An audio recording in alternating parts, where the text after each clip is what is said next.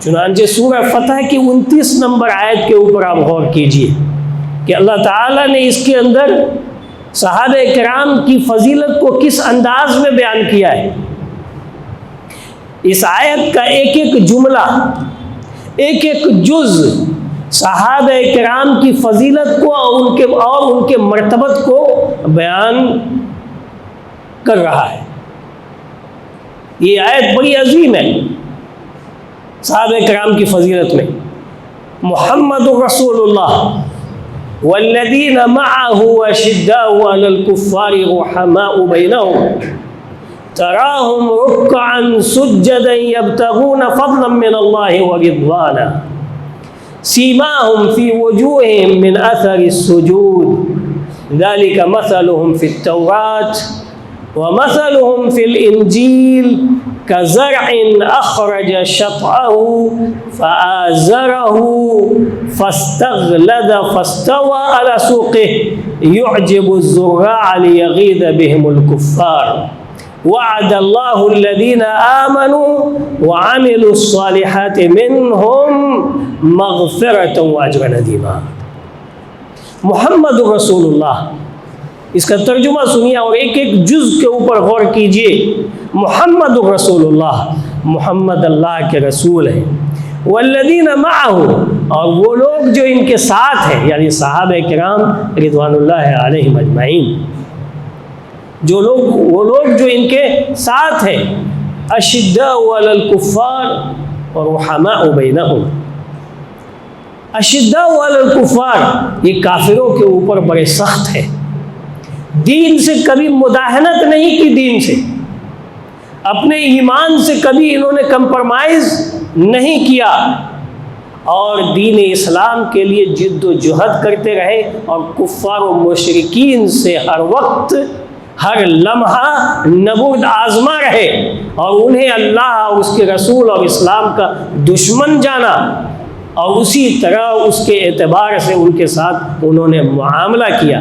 اسی لیے جب بیٹے کو باپ سے لڑنے کی ضرورت پڑی میدان جہاد میں، بھائی کو بھائی سے جہاد کرنے کی ضرورت پڑی، لڑنے کی ضرورت پڑی، ایک رشتہ دار کو دوسرے رشتہ دار کے مقابلے میں کھڑا ہو جانے کی ضرورت پڑی، تو انہوں نے ان رشتہ داریوں میں سے کسی بھی رشتے کی کوئی رعایت نہیں کی۔ اشداء علی الکفار، یہ کفار کے اوپر بڑے سخت رہے۔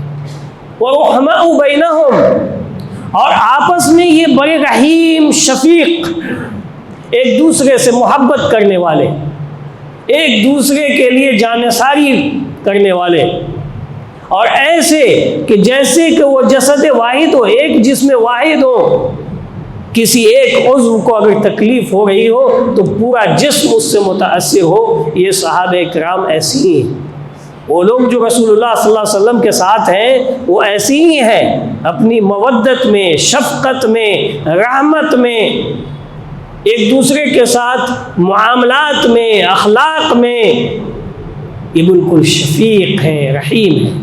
جو اپنے لیے پسند کرتے ہیں وہی اپنے بھائی کے لیے پسند کرتے ہیں، اور اس کی وہ سچی تصویر نمونہ ہے اور آئیڈیل ہے۔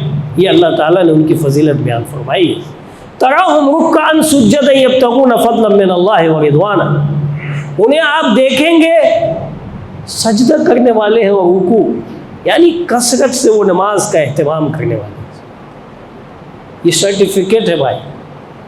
جو لوگ غیر اللہ کو سجدہ کرتے ہیں، جن کا سجدہ ان پتھروں پر ہوتا ہے جس پر علی، فاطمہ، حسن اور حسین لکھا ہوا ہو، جن پتھروں پر یہ لکھا ہوا ہو، آپ کیا تصور کر سکتے ہیں، سوچ سکتے ہیں کہ جس پتھر پر یہ 5 نام لکھے گئے ہوں اور اس پتھر کے اوپر سجدے کیے جا رہے ہوں، کیا وہ سجدہ اللہ رب العالمین کے لیے ہو سکتا ہے؟ آپ کامن سینس تھوڑا یوز کیجئے اور سمجھنے کی کوشش کیجئے کہ کیا وہ سجدہ اللہ رب العالمین کے لیے خالص ہو سکتا ہے؟ یہ عام کامن سینس یہ بتا سکتی ہے کہ وہ سجدہ کبھی بھی خالص اللہ رب العالمین کے لیے نہیں ہے۔ لیکن وہ سجدے جس کی گواہی اللہ رب العالمین نے دی ہے، تراہم رکعا سجدا، آپ انہیں دیکھیں گے کہ وہ سجدے اور رکوع میں ہیں. تو یہ کن کے لیے سجدے اور رکوع میں ہیں؟ اللہ رب العالمین کے لیے سجدے اور رکوع میں. اور ان کی نیتیں کیسی رہتی ہیں؟ وہ کیا چاہتے ہیں؟ ان کا کیا دنیا میں کوئی مقصود ہے؟ دنیا مقصود ہے؟ نہیں. یبتغون فضلا من اللہ ورضوانا، وہ تو صرف اللہ کا فضل اور اس کے رضوان کے جستجو کرنے والے ہیں، اس کے وہ متلاشی ہیں. وہ چاہتے ہیں کہ اللہ ان سے راضی ہو جائے، اللہ خوش ہو جائے، اور اللہ تعالیٰ ان سے خوش ہو گیا. اللہ تعالیٰ خود بتا رہا ہے، ان کی نیتوں کی حالت کو اللہ تعالیٰ بیان کر رہا ہے. یبتغون فضلا من اللہ ورضوانا، کہ وہ جو چاہتے ہیں اللہ کی رضامندی، خوشنودی چاہ رہے ہیں. سیماہم فی وجوہہم من اثر السجود، جب ان کا باطن اتنا پاک اور صاف ہے تو اس کے اثرات ان کے ظاہر کے اوپر یہ ہے کہ ان کے چہروں پر سجدے کے اثرات آپ دیکھیں گے. سیماہم فی وجوہہم من اثر السجود، ان کے چہروں کے اوپر یہ سجدے کے اثرات، سجدے کے نشان ان کے چہروں کے اوپر آپ دیکھیں. ذالک مثلہم فی التوراۃ، ان کی مثال تورات میں ہے، یعنی پچھلی کتاب قرآن سے پہلے جو کتاب نازل ہوئی ہے اس کے اندر اللہ تعالیٰ نے صحابہ کرام کی مثال بیان فرمائی ہے، اور ان کی مثال اس کتاب کے اندر موجود ہے. کیا موجود ہے؟ یہی موجود ہے کہ وہ کثرت سے نماز ادا کرنے والے ہیں، وہ اللہ رب العالمین کے فضل کو اور ان کی خوشنودی کو تلاشنے والے ہیں. وَمَثَلُهُمْ فِي الْإِنْجِيلِ، اور پھر اللہ تعالیٰ نے ان کی مثال انجیل میں بھی بیان کی ہے، یعنی توریت کے بعد جو کتاب حضرت عیسیٰ علیہ السلام کے اوپر نازل ہوئی انجیل، اس کے اندر اللہ تعالیٰ نے یہ مثال بیان فرمائی ہے. كَزَرْعٍ أَخْرَجَ شَطْأَهُ فَآزَرَهُ فَاسْتَغْلَظَ فَاسْتَوَىٰ عَلَىٰ سُوقِهِ يُعْجِبُ الزُّرَّاعَ. انجیل کے اندر یہ مثال اس کھیتی کے جیسے ہے کہ جس کھیتی کے اندر جو پودا اگتا ہے، پہلا کوپل انکھولا، جو دانے سے پھوٹ کر کے سب سے پہلا جو نکلتا ہے، جس کو کوپل اور انکھولا بولتے ہیں، پہلا ظہور جو ہوتا ہے اس کا، وہ کمزور ہوتا ہے. کزرع اخرج شطأہ، اس کھیتی کے مانند ہے جو سب سے پہلے کوپل نکالتی ہے، پودا اگاتا ہے. فآزرہ، پھر وہ آہستہ آہستہ کیا ہو جاتا ہے؟ مستحکم ہوتا جاتا ہے، مضبوط ہوتا جاتا ہے. فاستغلظ، پھر اس کے بعد وہ مستحکم ہوتے ہوتے موٹا اور مضبوط ہوتا ہے. فاستوى على سوقه، اور پھر اس کے بعد وہ مضبوط تنے کے ساتھ وہ کھڑا ہو جاتا ہے، مضبوط تنے کے ساتھ وہ تناور ہو جاتا ہے. يعجب الزراع، اور جب یہ کھیتی لہلہانے لگتی ہے، اس کی ہریالی کو دیکھ کر، اس کی باد بہاری کو دیکھ کر، اس کی شادابی کو دیکھ کر کے، اس کے سبززاری کو دیکھ کر کے یہ کسان کیا ہو جاتے ہیں؟ خوش ہو جاتے ہیں. یہ مثال صحابہ کرام کی ہے. پتہ ہی چلے یہ اس کھیتی کے مانند ہے. گویا کھیتی سے کیا ہے؟ انسان نفع اٹھاتا ہے. تو یہ صحابہ کرام جو ہے پوری انسانیت کے لیے نفع بخش، پوری انسانیت کے لیے نفع بخش ہے. جس طرح سے کھیتی نفع بخش ہے، اور اسی طرح سے یہ صحابہ کرام یہ آہستہ شروع زمانے میں کم تھے، کمزور تھے، لیکن آہستہ آہستہ ان کی تعداد بڑھتی گئی. لوگ دین اسلام میں داخل ہونے لگے، یہاں تک کہ یدخلون فی دین اللہ افواجا، یہاں تک کہ لوگ اللہ کے دین میں فوج در فوج داخل ہونے لگے، اور پھر یہ کیا ہو گئے؟ مضبوط ہو گئے. اور اس کو دیکھ کر لیغیظ بہم الکفار، اور ان چیزوں کو دیکھ کر کے یہ صحابہ کی تعداد، بڑھتی ہوئی تعداد، اور ان کی ایمانی قوت، اور ان کے دین کے اوپر ان کی استقامت اور مضبوطی کو دیکھ کر، اور دن بر دن بڑھتی ہوئی قوت اور طاقت کو دیکھ کر یغیظ بہم الکفار، یہ کفار جو ہے بغض میں مبتلا تھے. انہیں یہ چیز بری لگتی تھی، اس لیے کہ اسلام کا یہ دائرہ بڑھتا ہوا جا رہا تھا اور کفر کا دائرہ سمٹ رہا تھا، سمٹتا ہوا جاتا تھا۔ تو جس کی وجہ سے یہ صحابہ کرام کو یہ لوگ کفار و مشرکین کیا کرتے تھے؟ بغض رکھتے تھے، ان سے غیظ و غضب کے اندر مبتلا ہوتے تھے۔ اسی لیے امام مالک رحمہ اللہ کہتے ہیں اس آیت کی روشنی میں اور اس آیت سے استدلال کرتے ہوئے کہ جو لوگ بھی صحابہ کرام سے بغض رکھتے ہیں وہ کافر ہیں۔ یہ امام مالک کا استدلال ہے، اس لیے کہ یہ آیت صحیح طور پر بیان فرمائی ہے کہ بغض رکھنے والے کفار ہیں، کن سے؟ صحابہ کرام سے۔ اس لیے جب بھی جس زمانے میں بھی صحابہ کرام سے جو بھی بغض رکھے گا، حسد رکھے گا، ان کے اوپر لعنت اور طعن کرے گا تو وہ کافر ہے۔ لیغیظ بہم الکفار وعد اللہ الذین آمنوا وعملوا الصالحات منہم مغفرۃ واجرا عظیما۔ اللہ نے ان کے لیے، ایمان والوں کے لیے اور عمل صالح کرنے والوں کے لیے، یہ صحابہ کرام ایمان میں سب سے آگے اور عمل صالح میں بھی سب سے آگے، اللہ نے ان کے لیے وعدہ کیا ہے مغفرت کا، بخشش کا۔ ان سے جو بھی غلطیاں ہوئیں اور اس آیت کے نزول کے بعد بھی غلطی ہوئی، ان کی موت تک بھی جو بھی غلطی ہوئی، انہوں نے اللہ رب العالمین سے مغفرت طلب کیا۔ اللہ نے انہیں اپنے گناہوں کی مغفرت کی توفیق دی کہ وہ اللہ تعالیٰ سے توبہ کرے، رجوع کرے۔ اور یہ صحابہ کرام کی یہ عظیم خصوصیت تھی کہ وہ فوراً اگر ان سے کوئی غلطی ہوتی تو فوراً اللہ کی طرف وہ لوٹ جاتے۔ اسی لیے اللہ رب العالمین نے ان کو مغفرت کا پروانہ دیا اور ان کے گناہوں کو بخش دینے کی خوشخبری اور بشارت دی۔ اللہ نے اس کا وعدہ فرمایا ہے۔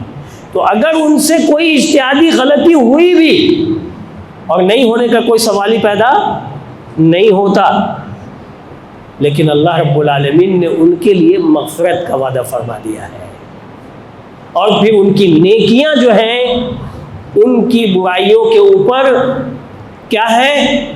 حاوی ہے، اور ان کی نیکیاں ان کی برائیوں کو یا ان کے گناہوں کو ختم کر دینے والی ہے۔ مغفرت ہے وہ اجر عظیمہ، اور اللہ تعالیٰ نے اجر عظیم کا ان سے وعدہ فرمایا ہے۔ اب اس کے بعد کیا رہ جاتا ہے؟ اس طرح کی بہت ساری آیات ہیں جس کے اندر صحابہ کرام رضوان اللہ علیہم اجمعین کی فضیلت بیان فرمائی گئی ہے۔ یہ ابھی دو خطبہ جو ابھی ہم نے آپ کو دیا ہے، اس دونوں کے اندر قرآنی آیت، خالص قرآنی آیت کی روشنی میں ہم نے بیان کیا۔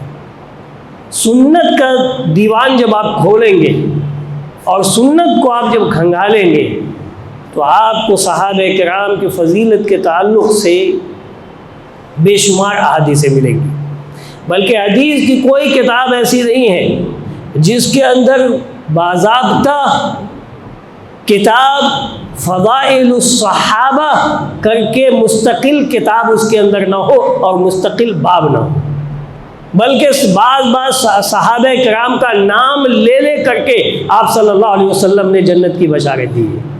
یہ خلفائے راشدین ابو بکر، عمر، عثمان، علی رضی اللہ عنہم جمیعاً، اور عشرہ مبشرین، وہ 10 لوگ جن کو جنت کی بشارت، اور اس کے علاوہ جن لوگ اہل بدر کو، اہل حدیبیہ کو جو جنت کی اللہ کے رسول صلی اللہ علیہ وسلم نے بشارت دی ہے، یہ بھرے پڑے ہیں، کثرت سے موجود ہیں، جو ہم انشاءاللہ تعالی اگلے خطبے کے اندر آپ کو ان احادیث کی روشنی میں صحابہ کرام کے تعلق کی فضیلت جو آئی ہے اس کے اوپر ہم انشاءاللہ تعالی اگلے خطبے میں گفتگو کریں گے۔ اس لیے میرے بھائیوں، اس موضوع کے انتخاب کا بنیادی مقصد یہ ہے کہ ہم صحابہ کرام کی فضیلت کو سمجھیں۔ صحابہ کرام سے محبت کرنا لازمی، ضروری اور واجب ہے۔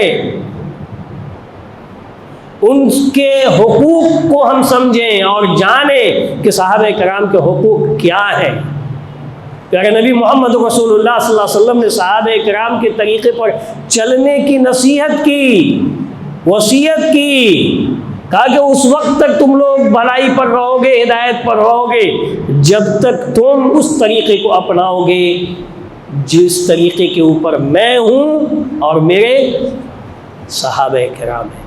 اب آپ یہ بتاؤ کہ جس کے طریقے کو نبی صلی اللہ علیہ وسلم نے متعین کر دیا ہو،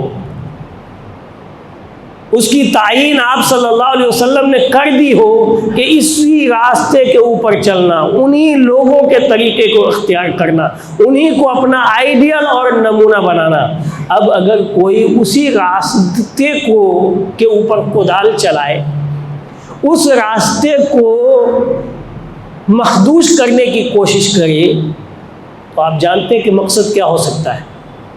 مقصد در حقیقت یہی ہے کہ اس دین کے اندر بگاڑ اور فساد پیدا کیا جائے۔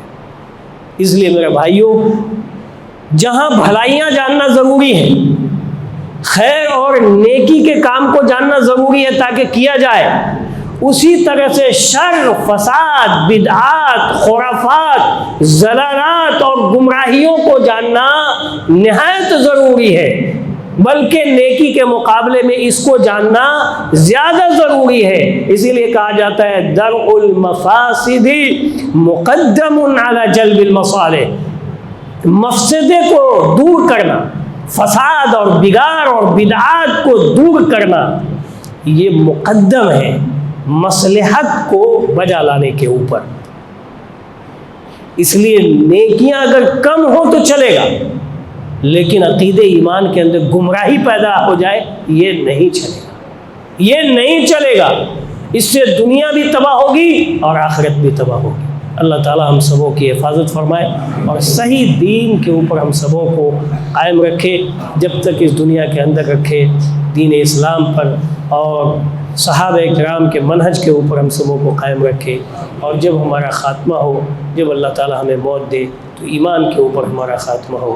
آمین۔ اقول قولی ھذا استغفر اللہ لی ولکم ولسائر المسلمین فاستغفروہ انہ غفور رحیم۔